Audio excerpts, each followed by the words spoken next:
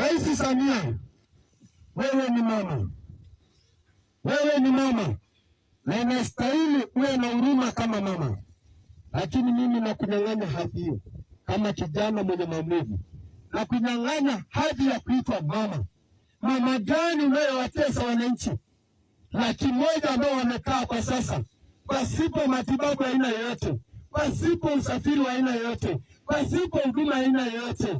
Wake zetu wanakufa hospitali wanapojifungua kwa sababu umeshahamisha huduma zote. Bado unastahili kuwa mama kweli? Bado unastahili hadhi ya kuitwa mama?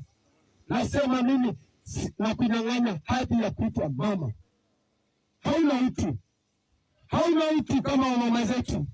Hawa ni wamama wanaoteseka hapa.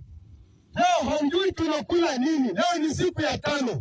Bado serikali inajifanya kiziwi kwamba haisikilizi, au hamna watu wanaokaa porini, au hamna watu wanaolalamika. Mnatuchukulia kama wanyama ambao tunawafuga hapa. Kisa Waarabu, serikali ya Tanzania.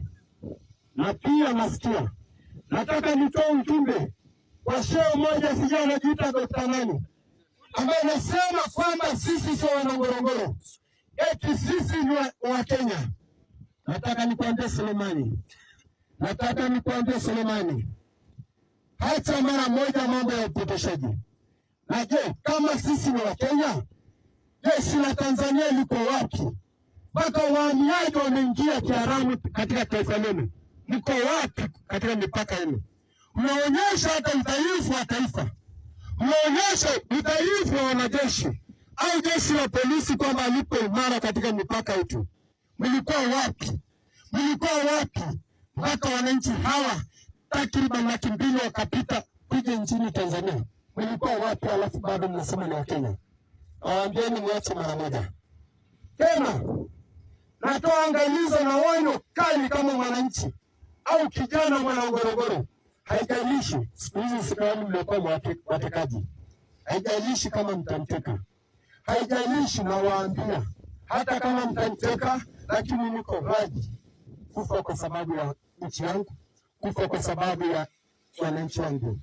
Nasema hivi, kesho tutakapoingia maandamano barabarani, hatuhitaji kuona askari wanyamapori wakati anakuja kuwazuia wananchi. Sisi si wanyama. Nenda porini kawatafute wanyama. Kuna askari gani akapata kudili na wananchi? Hilo tu nasema Tanzania.